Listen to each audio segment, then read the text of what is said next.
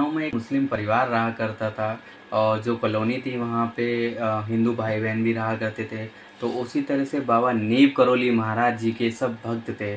तो उसी मुस्लिम परिवार से एक उनके रिश्तेदार रहा करते थे बरेली में।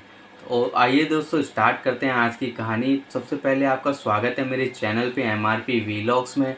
तो दोस्तों अगर आप वीडियो पे नए हैं तो सबसे पहले चैनल को सब्सक्राइब कर लीजिए, बेल आइकन को दबा लीजिए ताकि अगली नोटिफिकेशन मेरी वीडियो की आपको जल्दी से जल्दी मिल जाए। और इस वीडियो को लाइक कीजिए और शेयर कीजिए सबसे ज़्यादा, ताकि यह कहानी, यह सच्ची घटना बाबा ने किस तरह से अपने कंबल मात्र से ही एक खतरनाक जिन से एक मुस्लिम परिवार का पीछा छुड़ाया था, जिस तरह से आपने थंबनेल में देखा, यह सच्ची घटना मैं आपके लिए लेके आया हूँ। तो दोस्तों शुरू करने से पहले एक लाइक बनता है और जय बाबा नीव करोली। तो दोस्तों आइए शुरू करते हैं। जैसा कि मैंने बताया, लखनऊ की एक कॉलोनी में एक मुसलमान परिवार रहा करता था, जो कि वह भी बाबा नीव करोली महाराज जी का भक्त रहा करता था। तो आसपास जैसे हम देखते हैं हिंदू कॉलोनियाँ, हिंदू भाई बहन रहते हैं, तो उसी तरह से बाबा के वह भी दर्शन करने जाया करते थे। तो उनके जो रिश्तेदार थे एक, वह रहते थे बरेली में। तो दोस्तों वह बरेली में थे। तो उनकी कहानी ये है दोस्तों, वो थोड़ा परेशान थे। तो एक दिन वह ऐसे ही, जैसे हम रास्ते में निकल जाते हैं परेशान, अपने ही मन में खोए हुए, तो उन्हें रास्ते में एक एक फ़कीर मिलते हैं। फ़कीर जैसे हम साधु आज के, तो दोस्तों अब आपको पता है साधु वाधु कैसे होते हैं बाबा।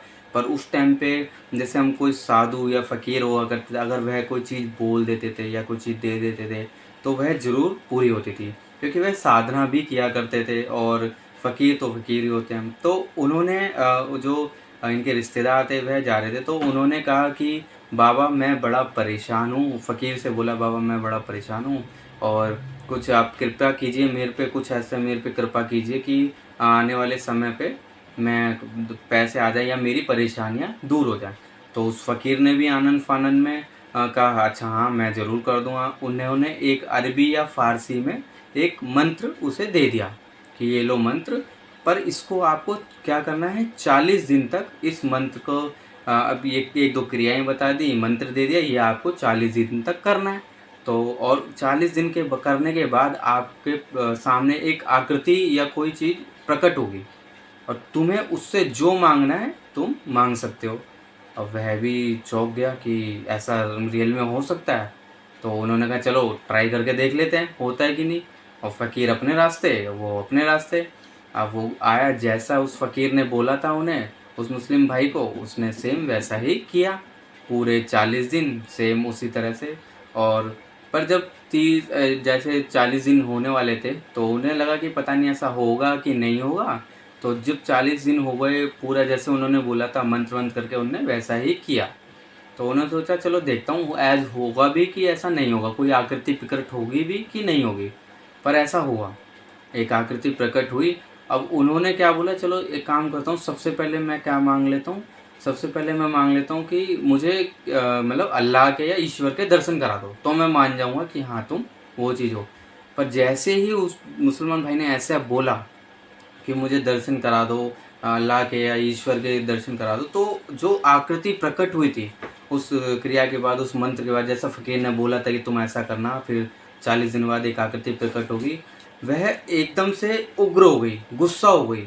वह एक जिन्न जो प्रकट हुआ, तो वह जिन अपने विशाल रूप में आ गया और उस मुसलमान भाई ने देखा कि शायद मुझसे बहुत बड़ी गलती हो चुकी है, जो मैंने अपनी मुसीबत को न्योता दे दिया।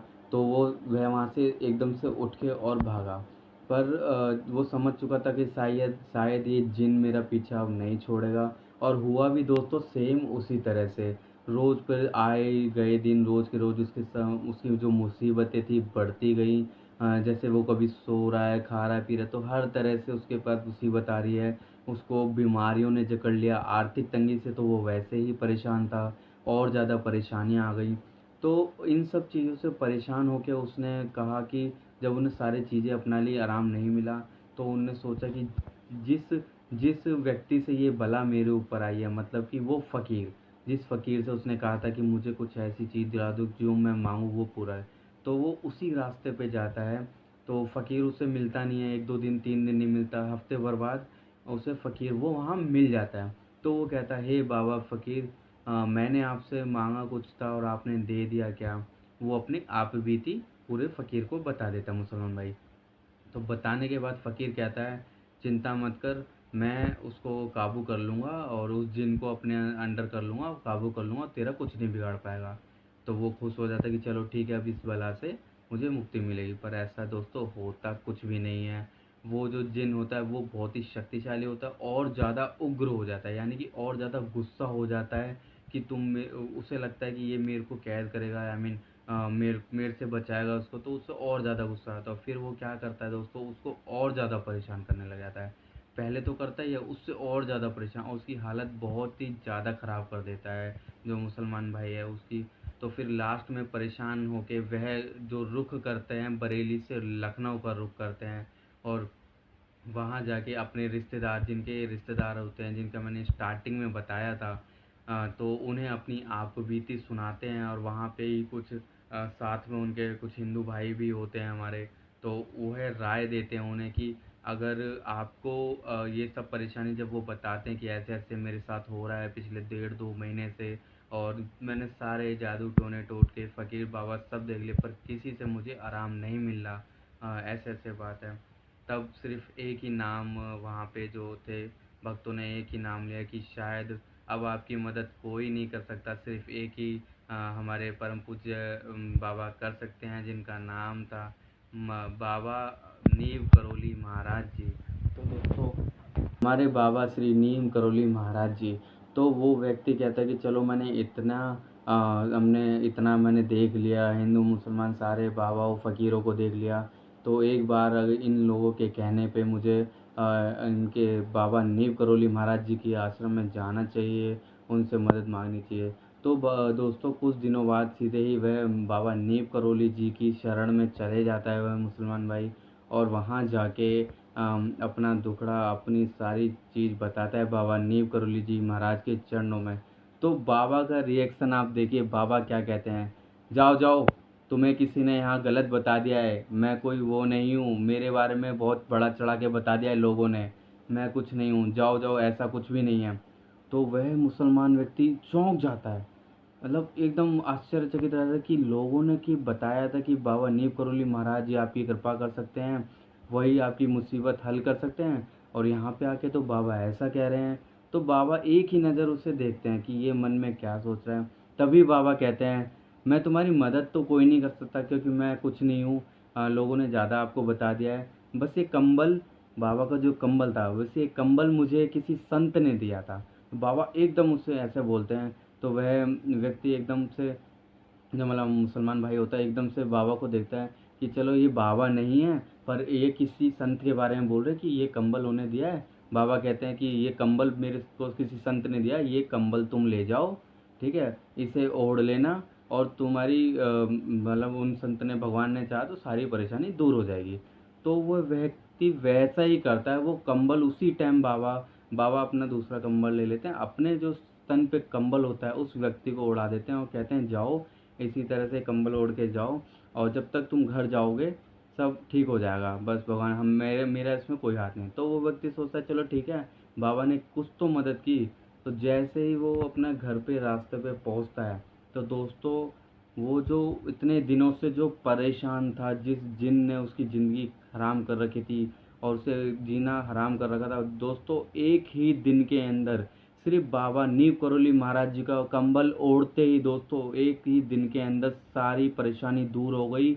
और उसने 1 महीने तक जब बाबा का कंबल ओढ़ के रखा, 1 महीने बाद जब वो बाबा के पास गया, मतलब परेशानी तो एक ही दिन में ठीक हो गई, 1 महीने बाद जब वो बाबा के पास दोबारा गया, तो उसने बाबा के यहाँ पे जाके बताया कि बाबा, आप बड़े महान हो, आप बहुत बड़े संत हो। क्यों? जैसे ही उसे पता चला कि अरे ये कंबल बाबा का किसी संत का नहीं, ये तो खुद बाबा का है, वो बाबा के चरणों में नतमस्तक हो गया, और उसने बताया कि बाबा, जैसे ही मैं आपका कंबल ओढ़ के यहाँ से घर गया, मेरी सारी मुसीबतें दूर हो गई, और उस जिन ने आज तक की डेट तक कभी मुझे परेशान नहीं किया।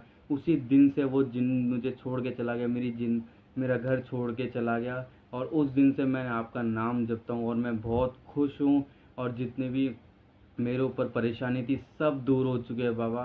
तब उन्होंने बाबा के दर्शन करे आके, और बाबा ने उसे अपना आशीर्वाद दिया और तब से सब समझ गए कि ये कंबल बाबा का ही था और वो बाबा ने ही अपना आशीर्वाद दिया था कि जा और तू अब ठीक हो जाएगा। तो दोस्तों ये कितनी रियल सच्ची कहानी मैंने आपको सुनाई है।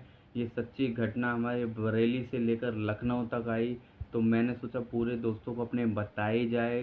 तो दोस्तों ये अच्छी घटना थी, तो प्लीज़ आप मेरी वीडियो को लाइक करना, शेयर करना, जितने लोगों तक पहुंच पाए बाबा की ये लीला। और इसी तरह से बाबा की कृपा हम पे बनी रहे। मेरे चैनल को सब्सक्राइब करना, अगर आप पहली बार वीडियो देख रहे हो तो बेल आइकन को ज़रूर दबा लेना। और बाबा की इसी तरह कई लीलाएं हैं, जैसे जैसे हमारा चैनल आगे बढ़ता जाएगा, हमारा परिवार आगे बढ़ता जाएगा, मैं आपको एक एक करके सुनाता रहूँगा। और दोस्तों मेरे इसी तरह के व्लॉग्स पाने के लिए बने